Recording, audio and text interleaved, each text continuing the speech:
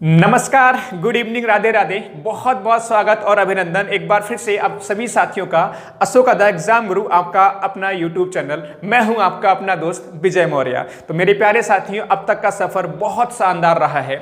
आप सभी साथी बहुत जबरदस्त तरीके से क्लासेस की सहायता से अपनी तैयारी को आगे बढ़ा पा रहे हैं। मेरे प्यारे साथियों, आपके कमेंट्स हमें बता रहे हैं कि आप कि जो कमियां हैं या आपका जो रिवीजन जो आप करना चाहते थे उनमें आपको बहुत ज़बरदस्त तरीके से इन क्लासेस की सहायता से फ़ायदा मिल रहा है। मेरे प्यारे साथियों, आपका जो सपोर्ट रहा है उसकी सहायता से हम आपको क्लासेस पहुंचा पा रहे हैं। यकीन मानिए, आपका इसी तरह से सपोर्ट बना रहा, आपका सहयोग इसी तरह से बना रहा तो हम बहुत ज़बरदस्त तरीके से आपकी शुरुआत जिस तरह से हुई है ज़बरदस्त तरीके से, उसी शानदार तरीके से हम क्लासेस को, आपका जो कोर्स को समाप्त भी जाके करेंगे। तो मेरे प्यारे साथियों, एक बार फिर से हम एक नया टॉपिक लेकर आ चुके हैं और आज की क्लास में हम लोग डिस्कस करने जा रहे हैं घन और घनाभ। यानी आपका जो सिलेबस है उसमें एक टॉपिक लिखा होगा आयतन धारिता, फिर आगे लिखा होगा घन और घनाभ। यानी मेरे प्यारे साथियों, आयतन और धारिता पर आधारित सवाल पूछे जाते हैं आपके सिलेबस के अनुसार,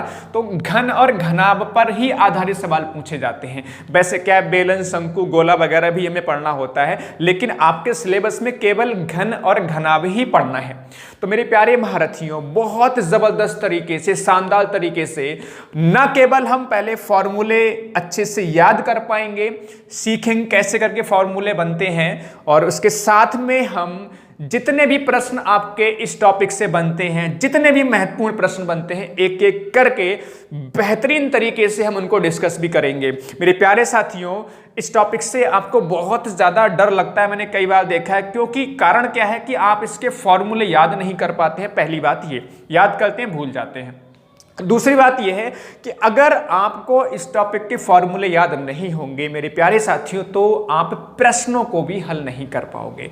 इसलिए आप बहुत ज़्यादा फॉर्मूले तो नहीं है ना, बस आपको एक घन के फॉर्मूले पढ़ने, घनाभ के फॉर्मूले पढ़ने हैं, बहुत ज़्यादा फॉर्मूले आपको नहीं पढ़ने हैं। तो ये फॉर्मूले पढ़ने के बाद आप मान के चलो दो प्रश्न आपके अगर ये फॉर्मूले याद हो गए तो दो सवाल आपको बहुत आसान तरीके से कर पाओगे। तो अगर आपको दो प्रश्न हल करने हैं तो हमारे साथ अंतिम क्षण तक बने रहिएगा। यकीन मानो, बहुत शानदार तरीके से टॉपिक करेंगे और मैं आपको विश्वास दिलाता हूं, आपके मन में अगर इस तरह के विचार बैठे हुए हैं कि इस टॉपिक के प्रश्न आपसे सॉल्व नहीं होते हैं, यकीन मानो इस क्लास को देखने के बाद न केवल इन प्रश्नों को आप आसानी से हल कर पाओगे, बल्कि कम समय में भी आप इस टॉपिक के प्रश्नों को हल कर पाओगे। आप बस हमारे साथ लगातार बने रहेंगे। सबसे पहले बिल्कुल बेसिक से स्टार्ट कर रहे हैं। मैं मान के चल रहा हूं आप कुछ भी नहीं आ रहा, ध्यान रहे, बिल्कुल बेसिक से स्टार्ट करते हुए बेहतरीन प्रश्नों की तरफ चलेंगे। और यकीन मानो, लास्ट में दो प्रश्न ऐसे प्रश्न करने वाले हैं जो बहुत जबरदस्त प्रश्न हैं, बहुत अच्छे लेवल के प्रश्न हैं। तो प्यारे साथियों, चलिए हम स्टार्ट कर रहे हैं बिल्कुल बेसिक से। पहले घन और घनाभ की बात कर लेते हैं। तो आज जैसे आप जिस कमरे में बैठे होंगे, तो या तो वो आपके घन के आकार का होगा या फिर घनाभ के आकार का होगा। कैसे पहचानोगे आप किस कमरे में बैठे हुए हो? ठीक है, घन के आकार के कमरे में बैठे हो, ठीक है, या घनाकार कमरे में बैठे हुए, घनाभ के आकार के कमरे में बैठे हुए। तो मेरे प्यारे साथियों, मैं आपको यहां से बैठे बैठे बता सकता हूं, यदि आपके कमरे की लंबाई, चौड़ाई और ऊंचाई तीनों बराबर हैं, समझ पा रहे हैं? यदि आपके कमरे की लंबाई, चौड़ाई और ऊंचाई तीनों बराबर हैं तो आप घन के आकार यानी घन के आकार के कमरे में बैठे हुए हैं। यदि आपके कमरे की लंबाई, चौड़ाई और ऊंचाई अलग अलग है, यानी लंबाई, चौड़ाई, ऊंचाई समान नहीं है, यानी असमान है, तो आप घनाभ के आकार के कमरे में बैठे हुए हैं। है ना कितनी शानदार और जबरदस्त बात, बहुत बढ़िया। तो मेरे प्यारे साथियों, तो इसमें क्या होता है, सभी भुजाएं बराबर, यानी कि लंबाई, चौड़ाई और ऊंचाई तीनों बराबर होती है। मान लेते हैं लंबाई हम a है, तो लंबाई अगर a है तो मेरे प्यारे महारथियों चौड़ाई भी इसकी a ही होगी। बहुत अच्छी सी बात आप समझ पा रहे हैं, आपकी चौड़ाई भी क्या होगी, a ही होगी। ऊंचाई भी आपकी मैंने यहां पर ए रखी है, क्योंकि भाई मैंने कहा कि अगर लंबाई, चौड़ाई और ऊंचाई तीनों बराबर हैं तो आपका कहलाएगा क्या? घन कहलाएगा। दूसरी बात, अगर आपकी लंबाई, चौड़ाई और ऊंचाई अलग अलग है तो वो कहलाएगा घनाभ। लंबाई ये हो गई, मैंने चौड़ाई को बोल दिया b और ऊंचाई को मैंने यहां पर h से रिप्रेजेंट कर दिया। इतनी बात सबको समझ में बहुत बेहतरीन तरीके से आ रही होगी। प्यारे महारथियों, अब यहां पे समझेंगे। यहां पर हमने अभी समझा कि भाई घन क्या होता है? घनाभ। ठीक है, अगर लंबाई, चौड़ाई, ऊंचाई तीनों बराबर है तो घन कहलाता है। लंबाई, चौड़ाई और ऊंचाई तीनों अलग अलग होती हैं तो इसको बोलते हैं घनाभ। ठीक है, इसको बोलते हैं क्यूब, इसको बोलते हैं क्यूबाइड। अब मेरे प्यारे साथियों, एक प्रश्न एग्जाम में पूछा गया था, इसको हम डिस्कस करेंगे जब प्रश्न स्टार्ट होंगे। पहला प्रश्न वही होगा। प्रश्न किस तरह से पूछा गया था कि एक हमारे पास घनाभ है, तो घनाभ में शीर्ष कितने होते हैं, किनारे कितने होते हैं? कितना आसान सा सवाल पूछा गया था। तो मेरे प्यारे साथियों, इनको भी डिस्कस कर लेते हैं कि पृष्ठ क्या होता है, शीर्ष कितने होते हैं और किनारे कितने होते हैं। तो मेरे प्यारे साथियों, आप एक कमरे में बैठे होंगे, बिल्कुल एक कमरे में बैठे होंगे। तो मेरे प्यारे साथियों, पृष्ठ जिसको हम फलक भी कहते हैं, ठीक है, फलक भी कहते हैं, आखिरकार पृष्ठ है क्या? देखो बहुत आसान सी बात, आप जिस कमरे में बैठे होंगे तो 4 दीवारें होंगी। एक दीवार का मतलब हो गया एक पृष्ठ, 4 दीवारों का मतलब हो गया 4 पृष्ठ।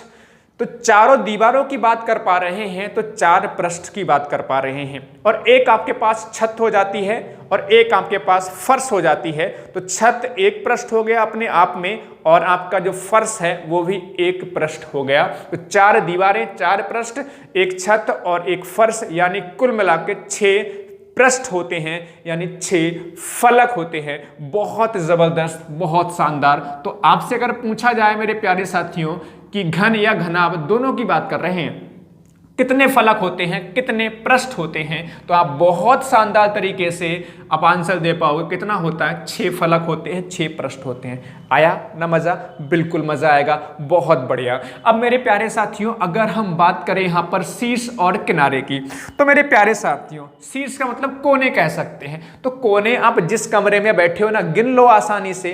देखो एक कोना ये हो गया, 1 2 3 4 कोने हो गए, एक 5 6 7 और 8। बहुत आसान तरीके से समझ पा रहे हैं। ठीक है, कोने या शीर्ष कहते हैं, कितने होते हैं? ये 8 होते हैं। बहुत बढ़िया, आप कमरे में गिन सकते हो भाई, शीर्ष गिन सकते हो। देखो एक, मेरा अपना कमरा है वहां पे गिन रहा हूं, 1 2 3 4 5 6 7 8 8 आपके पास शीर्ष होते हैं।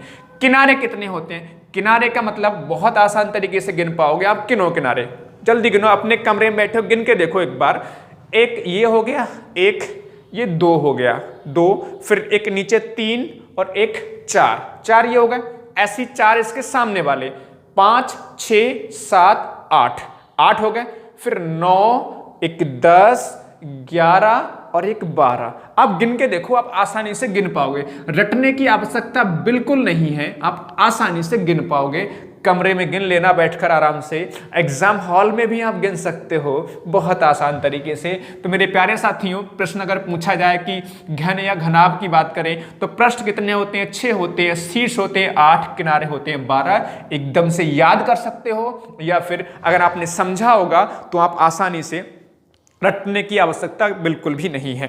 अब मेरे प्यारे साथियों, बात आती है इनके सूत्रों की। बहुत आसान तरीके से देखो, अगर हम बात करते हैं ना वर्ग की, तो वर्ग का क्षेत्रफल होता है भुजा स्क्वायर। यहाँ पर घन की बात कर रहे हैं तो घन का जो आयतन होता है वो होता है भुजा की घात 3। बहुत आसान तरीके से समझ पा रहे होंगे। जबकि ये हमारा आयत से मिलकर बना होता है, ये हमारा वर्ग से मिलकर बना होता है, या वर्गाकार पृष्ठों से मिलकर बना होता है।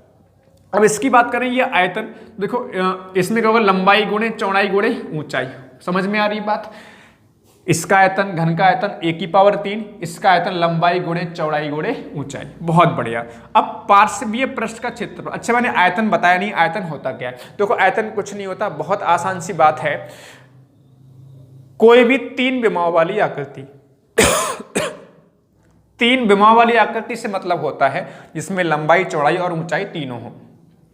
तो 3 विमाओं वाली आकृति जितना स्थान घेरती है वह उसका आयतन कहलाता है।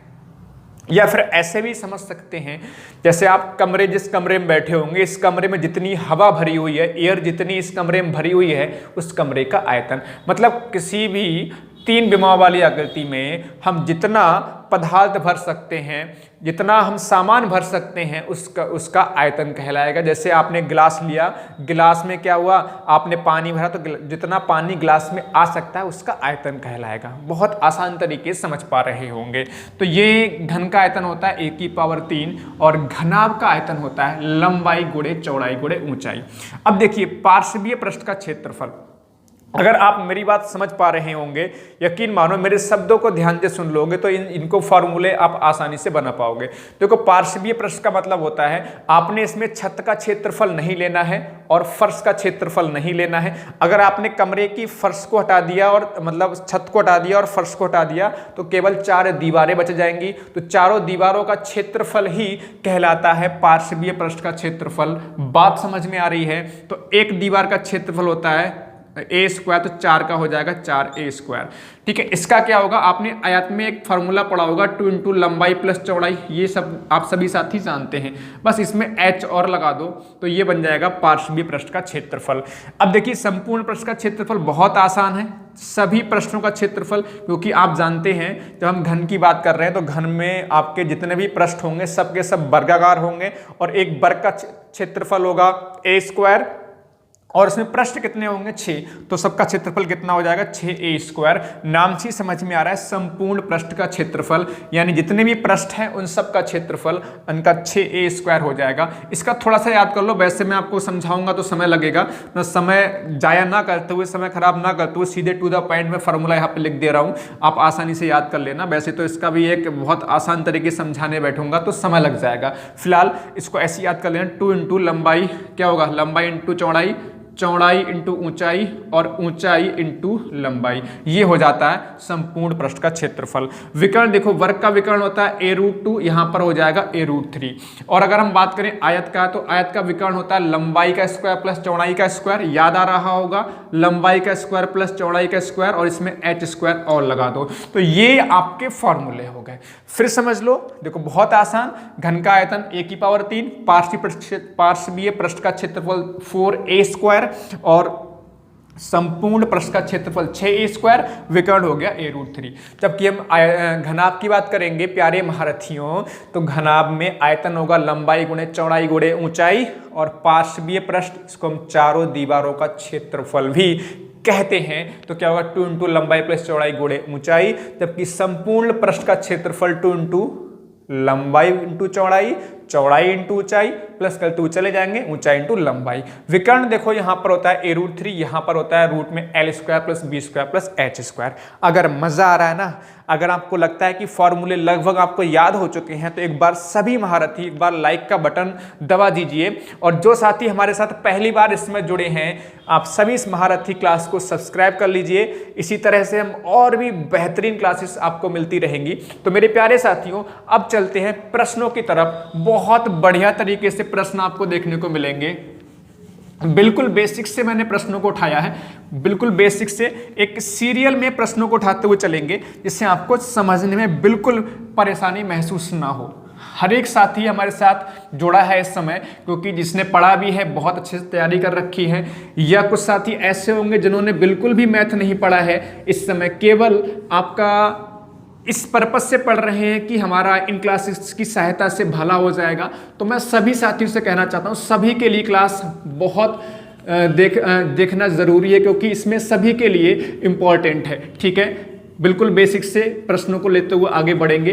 कठिन सवाल भी मिलेंगे, आसान सवाल भी मिलेंगे। चलो, और इम्पॉर्टेंट सवाल तो मैं आपको बोल चुका हूँ कि सभी के सभी इम्पॉर्टेंट सवाल हैं। चलो आ जाओ फटाफट से। ये रहा पहला सवाल आपकी स्क्रीन पर, फटाफट से बताएंगे। अभी मैं डिस्कस भी कर चुका हूं भाई कि हाँ, पहला प्रश्न आप देख पा रहे हैं। बहुत बढ़िया, बहुत बढ़िया। पहला प्रश्न है क्या मेरे प्यारे साथियों, जल्दी से आंसर बताएंगे। घनाभ में शीर्ष और किनारों की संख्या होती है।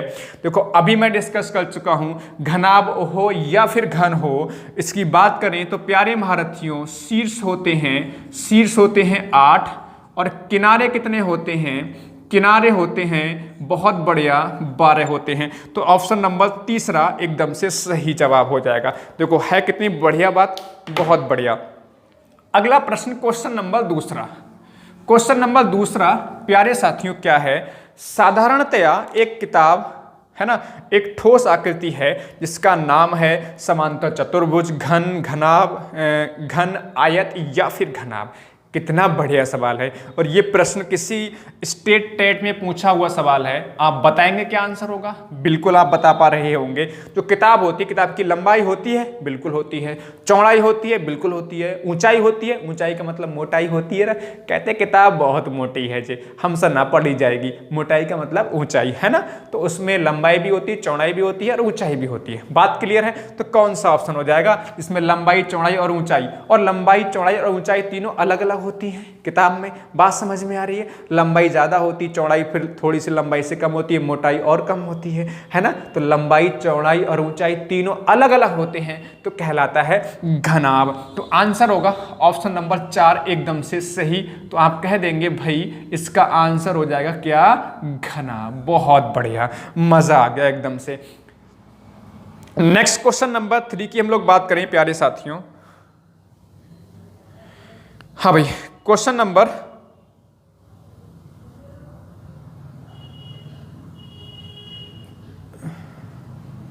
क्वेश्चन नंबर 3 पे फटाफट से आ जाएंगे।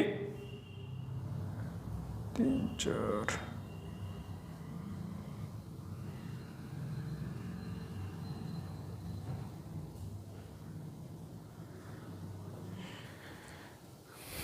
हाँ, तो नेक्स्ट क्वेश्चन नंबर आपके सामने 3 दिखाई दे रहा होगा। क्वेश्चन नंबर 3 है क्या, एक झील की लंबाई और चौड़ाई क्रमशः 40 मीटर तथा 10 मीटर है और इसमें 1200 घन मीटर पानी है, झील की गहराई बताओ। अब समझना है, एक एक प्रश्न बहुत इंपॉर्टेंट है प्यारे महारथियों।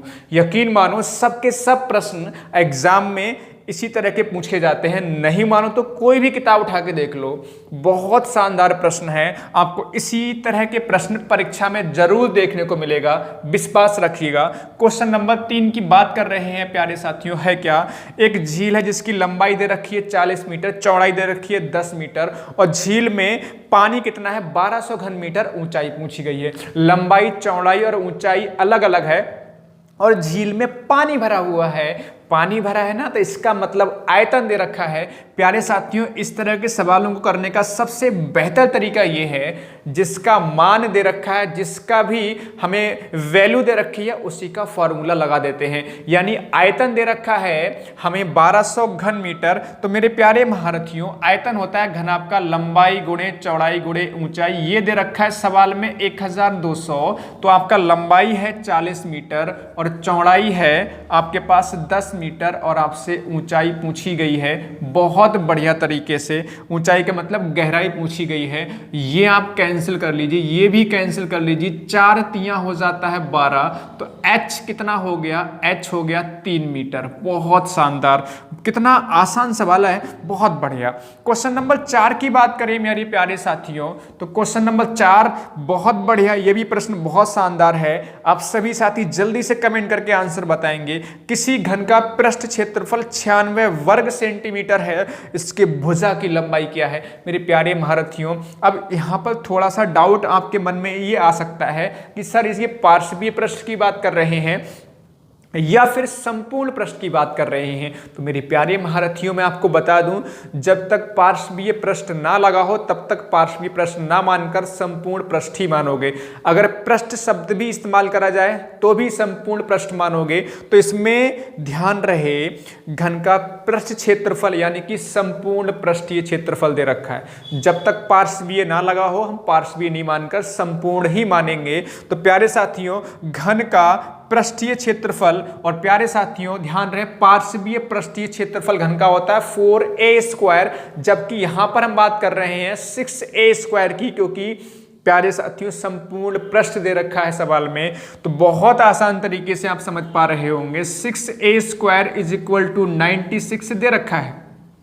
आपको सवाल में संपूर्ण पृष्ठ दे रखा है, एक बार फिर समझ लीजिए, जब तक पार्श्व भी ना बोला जाए तब तक हम उसको संपूर्ण पृष्ठ ही मानेंगे, और इसमें पार्श्व भी शब्द इस्तेमाल नहीं किया गया, इसका मतलब इसको क्या मानेंगे, संपूर्ण पृष्ठ मानेंगे। यानी संपूर्ण पृष्ठ घन का होता है 6a² और ये दे रखा है 96। 6 से इसको भाई कैंसिल करो, 6 कम 6, बहुत बढ़िया बहुत बढ़िया, और 6 छंग 36, तो a² इज इक्वल टू 16। अब हम वर्गमूल निकालेंगे तो कितना आ जाएगा 4, ये आपका सेंटीमीटर। बताओ सबको समझ में आया? अगर समझ में आया तो एक बार सभी साथी इसको जल्दी से शेयर कर दीजिए अपने साथियों के साथ।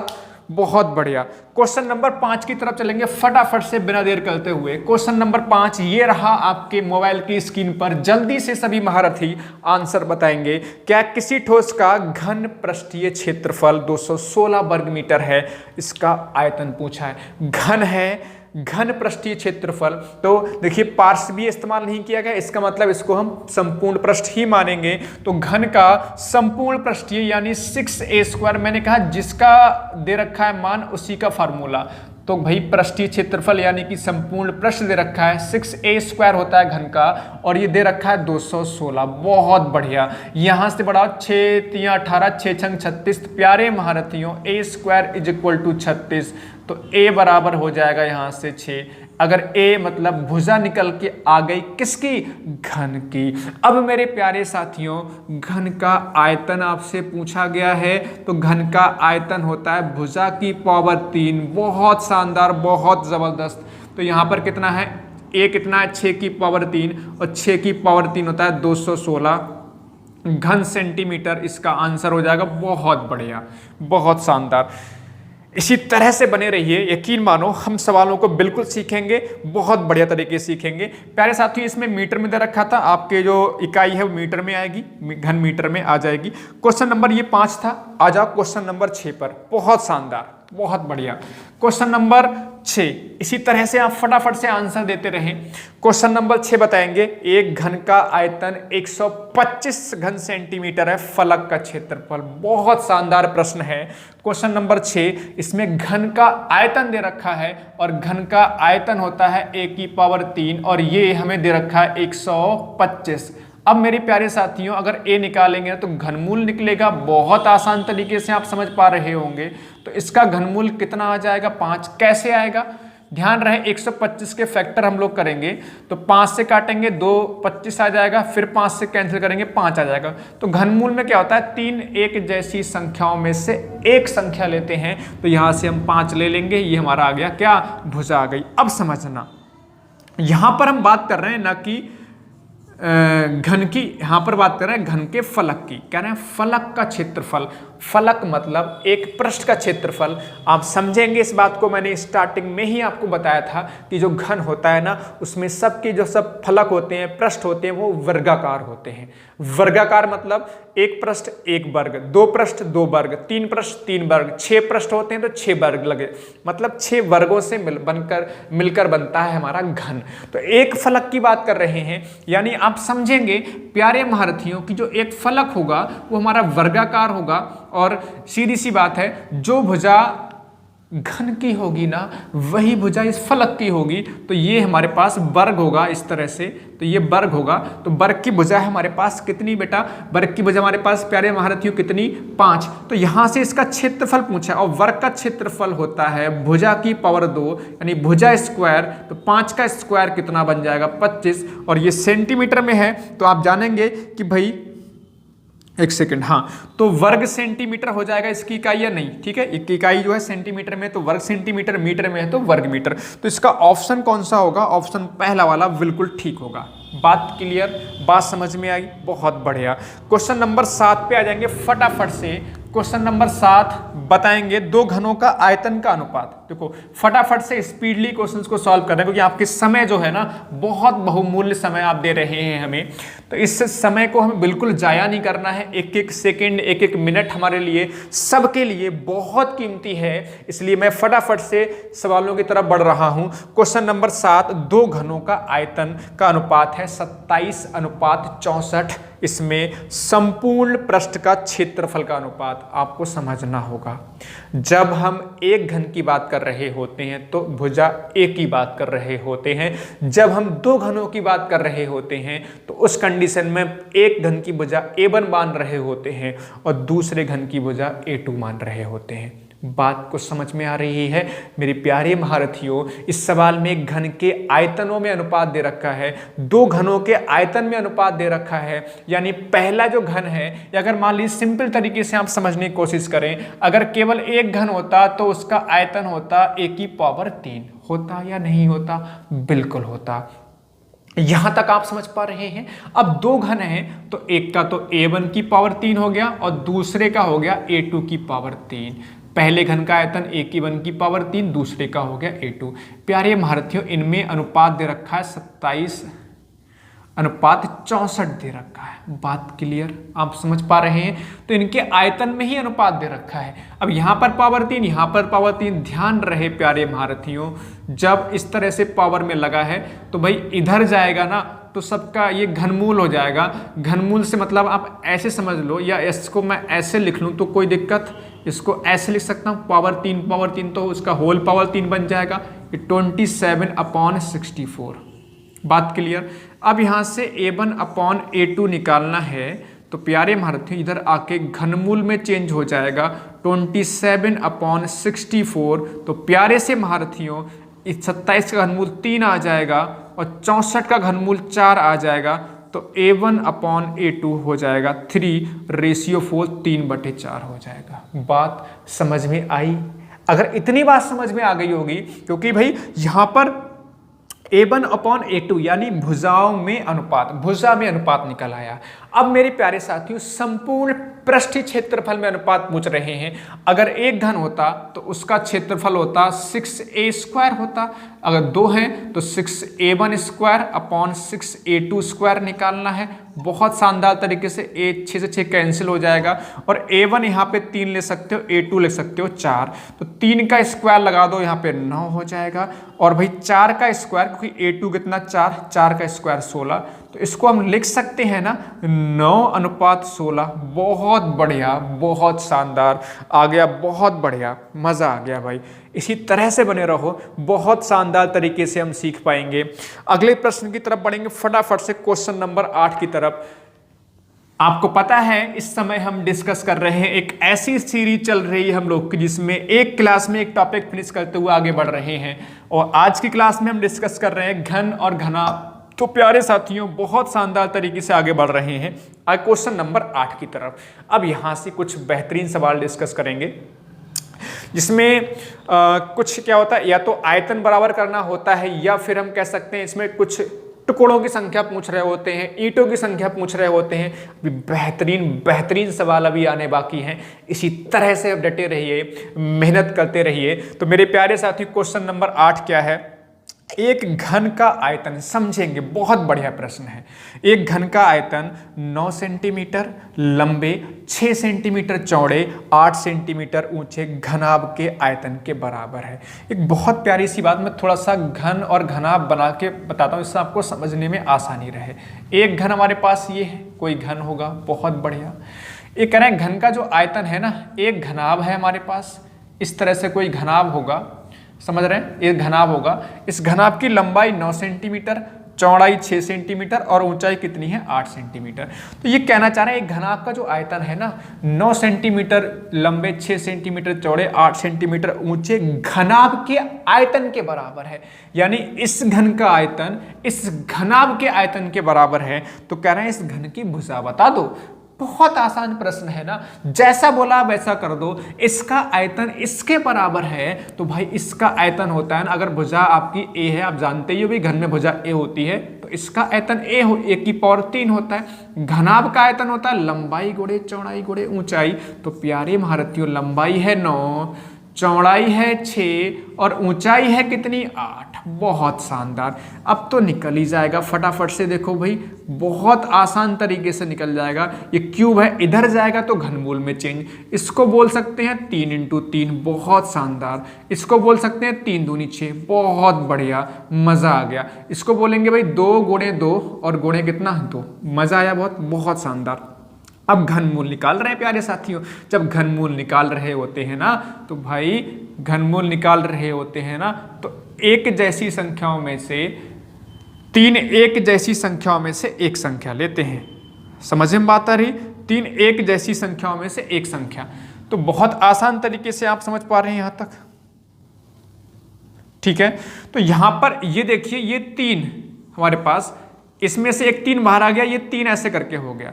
यहां पर ये बाहर आ गया तो आपका ये 2 बाहर आ गया, तो आपका ये कितना हो गया, यहां से 2 बाहर आ गया एक, और ये हमारा 2 अंदर रह जाएगा, तो ये हमारा घनमूल में 2 रह जाएगा। तो 3 दूनी 6, 3 दूनी 6 और घनमूल ये आपका इस तरह से बनेगा।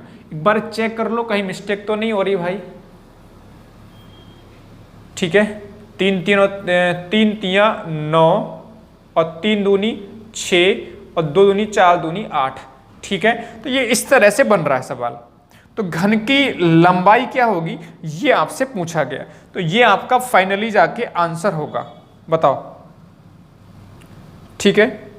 तो इसमें कौन सा ऑप्शन ठीक हो रहा है? इसमें जो आपका 8 सेंटीमीटर लिखा हुआ है, यहां पर आपका जो ऊंचाई है वो 4 सेंटीमीटर है। इसमें थोड़ी सी टाइपिंग मिस्टेक है, ये 4 है, तो यहां पर 3 और दूनी 6 हो रहा है, बहुत शानदार, कोई दिक्कत नहीं, 2 दूनी 4, अब ये सही हो जाएगा। अदरवाइज आपका ऑप्शन मैच नहीं करेगा, क्योंकि प्यारे साथियों अब देखिए घनमूल निकाल रहे हैं, तो इन 3 जैसे एक जैसी संख्याओं में से एक 3 बाहर आ गया, इन 3 एक जैसी संख्याओं में से ये 2 बाहर आ गया, 3 दूनी 6, तो ये हमारा सही आंसर होगा, ये हमारा क्या होगा, सही आंसर होगा। तो इसको एक बार सही कर लेंगे, आपका इसमें टाइपिंग थोड़ी सी मिस्टेक है, कोई दिक्कत वाली बात नहीं है, आप इसको समझ पा रहे होंगे यहां तक, ठीक है। इसमें 8 सेंटीमीटर लिखा हुआ है, तो इसमें 4 सेंटीमीटर ऊंचाई लिखेंगे तब आपका आंसर मैच करेगा, तो कोई दिक्कत वाली बात नहीं है, कोई तो परेशानी नहीं इसमें किसी को। चलो आगे बढ़ेंगे नेक्स्ट क्वेश्चन नंबर 9 की तरफ।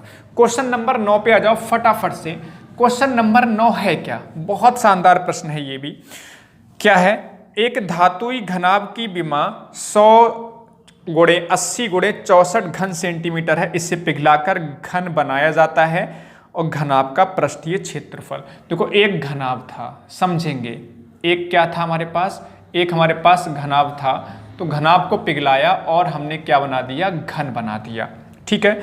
इसकी लंबाई मतलब ऐसे लिखा है 100 गुणे 64, 100 गुणे 80, 100 मल्टीप्लाई में 80 और गुणे 64, इसका मतलब है ये लंबाई है, ये चौड़ाई है और ये आपकी ऊंचाई है। बात क्लियर है? इसको पिघलाया हमने, घन बनाया, तो घन का पृष्ठीय क्षेत्रफल पूछा गया है।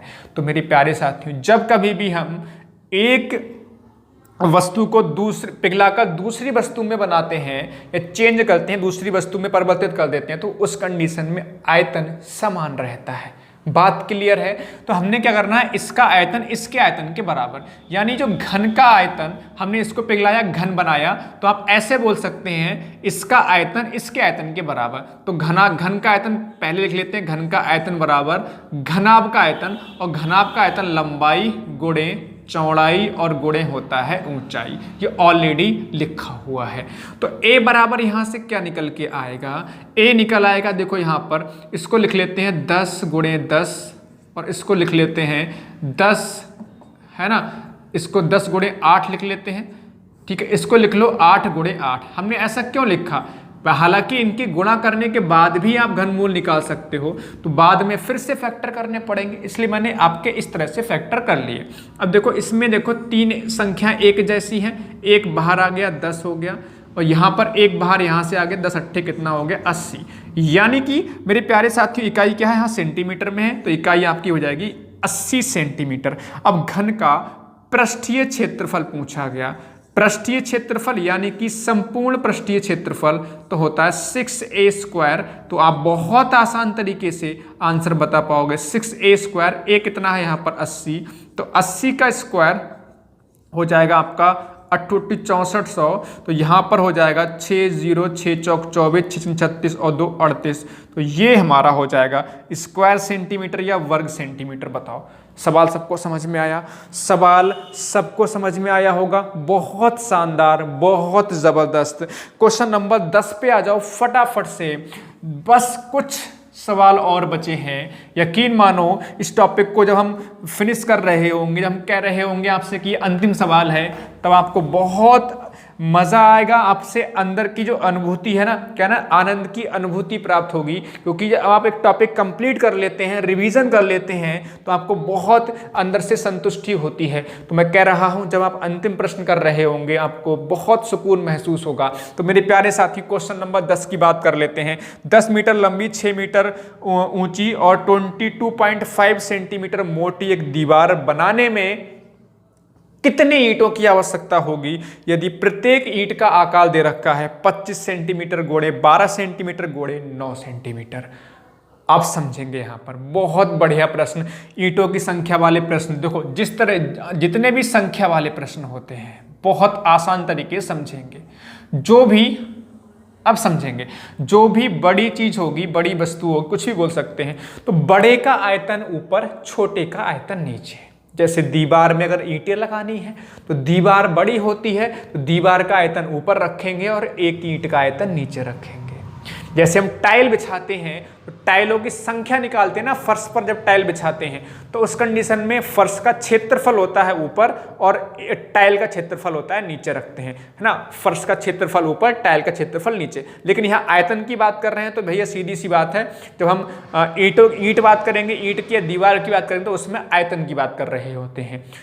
क्षेत्रफल दो विमाओं जिसमें लंबाई और चौड़ाई केवल होती है, वहां पर हम क्षेत्रफल की बात करते हैं। जहां पर लंबाई, चौड़ाई और मोटाई या फिर ऊंचाई बोल दें, तीनों की बात हो रही है तो वहां पर आयतन की बात कर रहे होते हैं। तो मेरे प्यारे साथियों, तो सीधी सी बात, दीवार का आयतन ऊपर रखा जाएगा, एक ईंट का आयतन नीचे रखा जाएगा। तो दीवार का आयतन कैसे होगा भाई? लंबाई गुणे चौड़ाई गुणे ऊंचाई। तो लंबाई है 10 मीटर, समझेंगे, और चौड़ाई है 6 मीटर, 6 मीटर ऊंचाई बोल सकते हैं, कोई दिक्कत नहीं। और 22.5 सेंटीमीटर आपकी ये क्या है? मोटाई है। ठीक है, लंबाई चौड़ाई ऊंचाई इस तरह से बन जाएगा। और एक ईंट का क्या होगा? उसमें भी देखो 25 सेंटीमीटर गुणे 12 सेंटीमीटर और गुणे कितना? 9 सेंटीमीटर। अब प्यारे साथी यहां पर एक बात समझ लो, ये सेंटीमीटर में है, ये सेंटीमीटर, ये सेंटीमीटर, ये सेंटीमीटर, ये मीटर में, ये मीटर में। तो प्यारे साथी इसको बदलो सेंटीमीटर में, तो ये 10 का है 100 से गुणा हो जाएगी। 1 मीटर में 100 सेंटीमीटर, 10 में हो जाएगा 10 गुणे 100। 6 मीटर को बदलोगे तो 6 गुणे यहाँ पर भी 10 हो जाएगा, 100 हो जाएगा, और गुणे यहाँ पर 22.5 ऑलरेडी पहले से ही है। ये अब 25 सेंटीमीटर, ये 12 सेंटीमीटर और ये 9 सेंटीमीटर। अब इसको सॉल्व कर लो। देखो 25 चौका हो जाता है 100, 6 दूनी हो जाता है 12, 2 पंजे हो जाता है 10, बहुत सुंदर। 9 से काटो, 9 दूनी हो जाता है 18, 9 पंजे 45।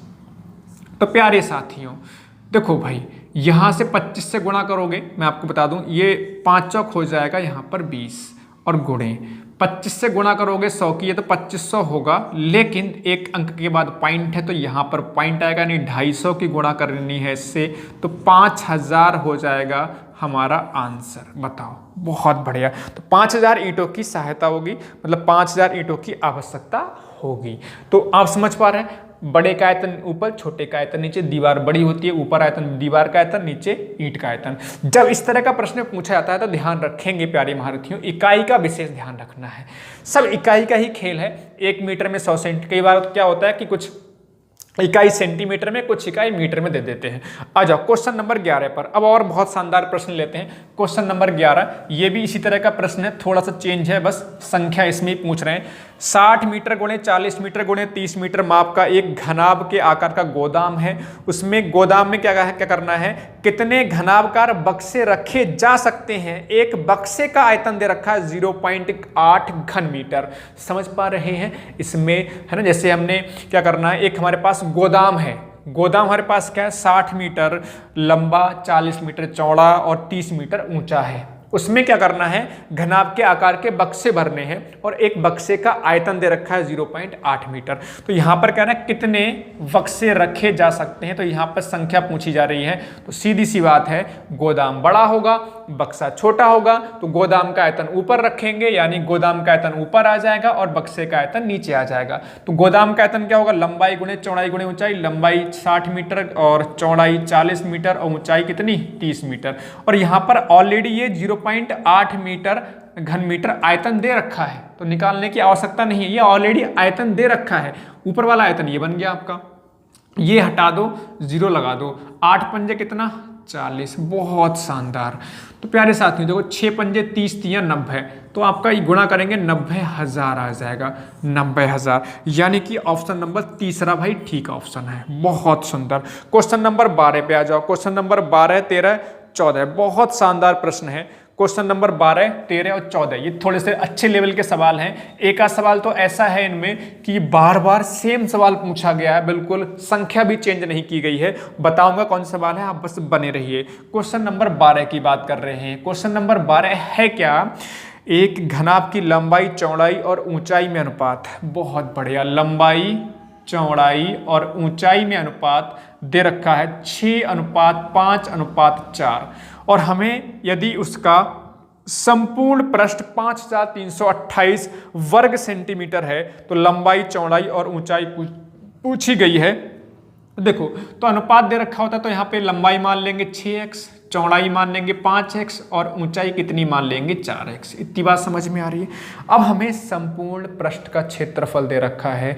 देखिए घनाभ की बात करते हैं, तो घनाभ का संपूर्ण पृष्ठ क्षेत्रफल होता है लंबाई गुणे चौड़ाई, चौड़ाई गुणे ऊंचाई और ऊंचाई गुणे लंबाई। ये दे रखा है सवाल में 5000 कितना भाई 5328, 5328 ये दे रखा है। बात क्लियर है। तो अब फटाफट से रखो, लंबाई 6x, चौड़ाई 5x और ऊंचाई कितनी रखोगे 4x। एक काम करो, पहले कैंसिल ही कर लेते हैं।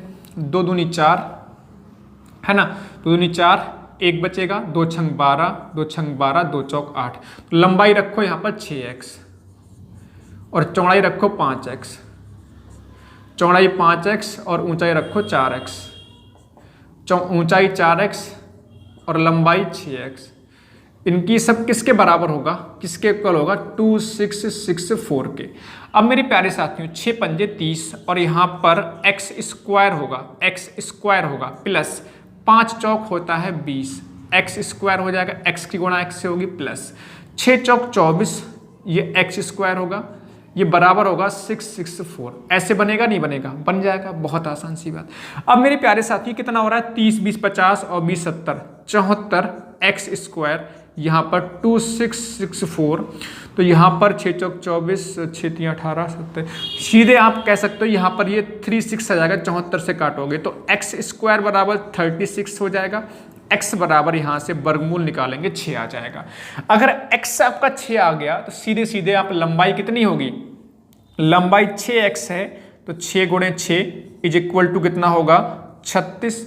चौड़ाई कितनी है भाई 5x, तो 5 गुणे 6 बराबर कितना, बराबर कितना 30 हो जाएगा।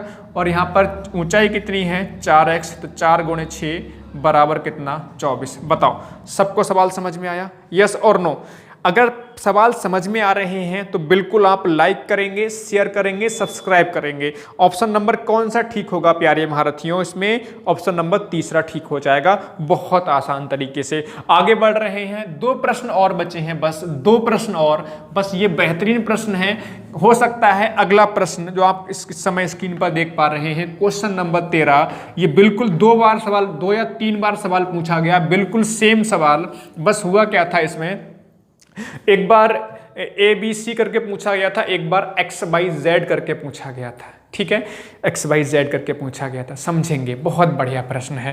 क्वेश्चन नंबर 13 है क्या, समझेंगे। पहले क्या है, किसी घनाभ के 3 संलग्न, संलग्न का मतलब होता है एक दूसरे से सटे हुए, चिपके हुए फलकों का क्षेत्रफल दे रखा है A वर्ग मीटर, B वर्ग मीटर और C वर्ग मीटर। तो इसका आयतन पूछा है, समझेंगे। इसमें थोड़ी सी ऑप्शन में टाइपिंग मिस्टेक है, ध्यान रखेंगे। मैं बताऊंगा ऑप्शन थोड़ा सा मिस्टेक है, टाइपिंग उसको सही कर लेंगे। पहले मैं आपको सॉल्व कर दूं, फिर बताऊंगा आपको। देखो संलग्न फलक का मतलब होता है एक दूसरे, जैसे आपका एक फर्श है तो फर्श का क्षेत्रफल हो जाएगा लंबाई गुणे चौड़ाई, दीवार है मान लीजिए, दीवार का क्षेत्रफल हो जाएगा लंबाई गुणे ऊंचाई हो जाएगा। तो फिलहाल आप इस पर ना जाके जो फलकों का क्षेत्रफल होता है वो कैसे होगा, एक तो लंबाई गुणे चौड़ाई वो आपको दे रखा है ए, और एक होता है चौड़ाई गुणे ऊंचाई ये दे रखा है बी, और ऊंचाई गुणे लंबाई ये दे रखा है सी। समझने का प्रयास करेंगे, ठीक है। जो एक दूसरे से सटे हुए फलक हैं, समझें एक बार फिर से आपको बता दूं। जैसे मान लो फर्श है, तो फर्श का क्षेत्रफल हो जाएगा लंबाई और गुणे चौड़ाई, तो उसका क्षेत्रफल हो गया ए।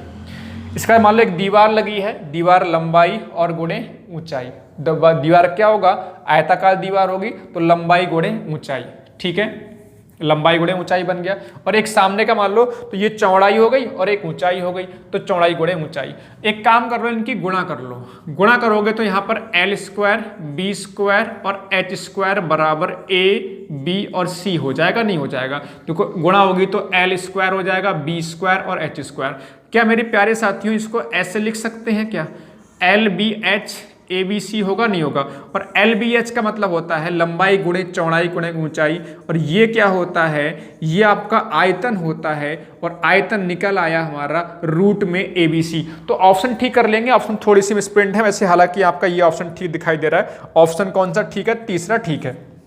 दूसरा वाला ऑप्शन में क्या है, ये आपका A2 नहीं है, दूसरा वाला ऑप्शन में क्या है, रूट लगा है सभी संख्याओं पर, सभी पदों पर, A square plus B square plus C square, ठीक है ना। तो उस पर ना जाके सीधे आप ध्यान रखें कि ये आपका आंसर होगा रूट में A B C, A into B into C, ठीक है। तो वैसे भी आपको समझ में आ रहा है ऑप्शन नंबर कौन सा ठीक होगा, ऑप्शन नंबर तीसरा ठीक हो जाएगा।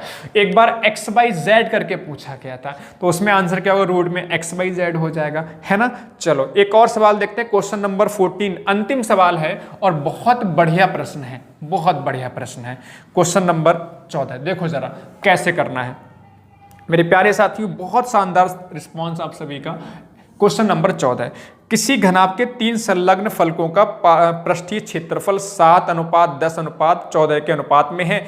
घनाभ का आयतन 350 सेंटीमीटर घन सेंटीमीटर होगा, यहाँ पे घन सेंटीमीटर होगा, और लंबी भुजा पूछी है। तो देखो सेम कंडीशन, संलग्न फलक का मतलब हो गया लंबाई गुणे चौड़ाई, चौड़ाई गुणे ऊंचाई, और ऊंचाई गुणे लंबाई, यही तो होता है संलग्न फलकों का क्षेत्रफल। अब देखिए इसमें अनुपात दे रखा है 7:10:14। जब तक अनुपात में होगा तब तक सवाल सॉल्व करना आसान नहीं होगा। तो हम क्या करेंगे, एक को 7x मान लेंगे, एक को 10x मान लेंगे, एक को 14x मान लेंगे।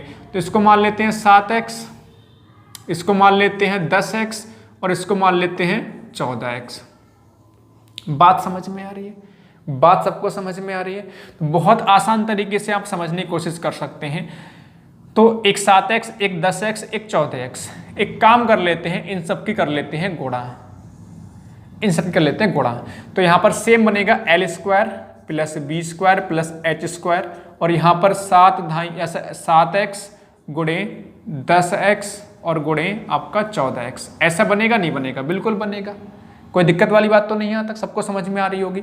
अच्छा एक काम कर सकते हैं, यहाँ पर एक काम क्या कर सकते हैं, L square B square H square, तो यहाँ पर अगर उधर ले जाएंगे तो घनमूल में चेंज हो जाएगा, यानी कि एल बी एच ये हो जाएगा, या एच समझ लीजिए, इसको आवश्यकता नहीं है, इसको लिख सकते हैं एल बी एच का होल स्क्वायर लिख सकते हैं, is equal to 7x 10x into 14x।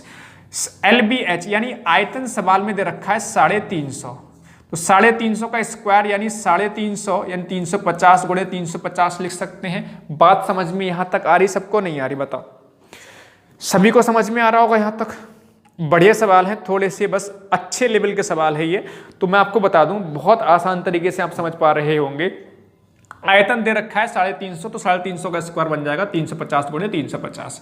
अब यहाँ पर 7 गुणे 10 और गुणे 14 कर लीजिए, x की गुणा x से होगी तो गुणे x की पावर 3 आ जाएगा। अब फटाफट सॉल्व करो, 7 पंजे हो जाता है 35, बहुत शानदार, 0 से 0 कैंसिल, 14 से काटो, 14 से कटेगा नहीं कटेगा, 14 दूनी 28, 7 बचा, 14 पंजे 70, तो 25 पंजे यानी ये 25 आ रहा है 5, तो 25 गुणा 5 बराबर x की पावर 3, इसको ले सकते हैं भाई 5 गुणे 5 और गुणे 5 बराबर x की पावर 3। तो प्यारे साथियों यहाँ पर x निकालेंगे तो घनमूल आ जाएगा और घनमूल 3 संख्या एक जैसी हैं तो एक आ जाएगा x। तो x का मान आ गया 5। अब समझना यहाँ पर थोड़ा सवाल बढ़ा जा रहा है। x का मान है 5, अगर x का मान 5 है ना, x का मान 5 रखोगे 5 सत्ते हो जाएगा 35, 5 धाई कितना हो जाएगा 50 और 14 पंजे 5 से 7 कितना हो जाएगा 70। अब यहाँ पर हमने ऐसे मान एज्यूम करने हैं। देखो थोड़ा सा इसमें रीजनिंग लगा लो आप। रीजनिंग ऐसे लगाओ कि भाई लंबाई चौड़ाई और ऊंचाई ऐसे मान लो कि लंबाई की चौड़ाई से गुणा करें तो 35 हो जाए, चौड़ाई की ऊंचाई से गुणा करें तो 50 हो जाए और ऊंचाई की लंबाई से गुणा करें तो 30 हो जाए। चाहे तो ऑप्शन की सहायता ले सकते हो। तो 7 पंजे 35, 5 सत्ते 35 और 7 धाई 70। तो 5, 7 और 10 मान के देखो तो देखो 5 सत्ते कितना हो जाएगा 35, 5 सत्ते 35, 7 देखो चौड़ाई और ऊंचाई 7 धाई कितना 70। ठीक है, गलत हो रहा है ना। तो एक काम करो इसको 7 मानो, इसको 5 मानो और इसको मान लो 10। अब देखो जरा 7 पंजे 35, 5 धाई 50 हो जाएगा। बहुत सुंदर। चौड़ाई अगर 5 लोगे ना बी और 10 लोगे ऊंचाई तो 5 धाई 50। अच्छा HL का मतलब हो गया HL 7 धाई कितना 70। तो यहाँ पर आपका इस तरह से बन जा रहा है। तो सबसे बड़ी भुजा कितनी हो जा रही है 10 सेंटीमीटर। बात समझ में आ रही होगी आपको। सबसे बड़ी भुजा 10 सेंटीमीटर हो जाएगी। बहुत शानदार। ऑप्शन नंबर तीसरा एकदम से ठीक हो जाएगा। तो मेरे प्यारे साथियों इस तरह से हमने बेहतरीन तरीके से ये घन और घनाभ यानी धारिता पर आधारित सवाल किए, आयतन पर आधारित सवाल किए, पार्श्वीय प्रश्न निकालना सीखा और बेहतरीन तरीके से हमने इस क्लास को बहुत आगे तक जितने भी सवाल बन सकते हैं सबको करने का प्रयास किया है। आपने बहुत शानदार रिस्पॉन्स रहा है। अपना कमेंट जरूर छोड़ें। वीडियो के नीचे कमेंट सेक्शन आता है कि क्लास कैसी लगी, क्या आपको इस क्लास से फायदा मिला या नहीं मिला। एक बार जरूर हर एक साथी का कमेंट हमें बहुत मोटिवेट करता है आगे क्लासेस को लाने में। क्योंकि मेरे प्यारे साथियों अगर आपको क्लासेस से फ़ायदा मिल रहा है तो हमें भी मन करता है कि आपके साथ मिलकर और अधिक मेहनत करें। तो मेरे प्यारे साथियों मिलते हैं अगली क्लास में एक बहुत शानदार तरीके से एक ज़बरदस्त क्लास लेकर। उम्मीद है क्लास पसंद आई होगी। पसंद आई तो लाइक करेंगे, अपने दोस्तों को भी शेयर करेंगे। सभी महारथियों का बहुत बहुत धन्यवाद। जय हिंद, जय भारत, वंदे मातरम।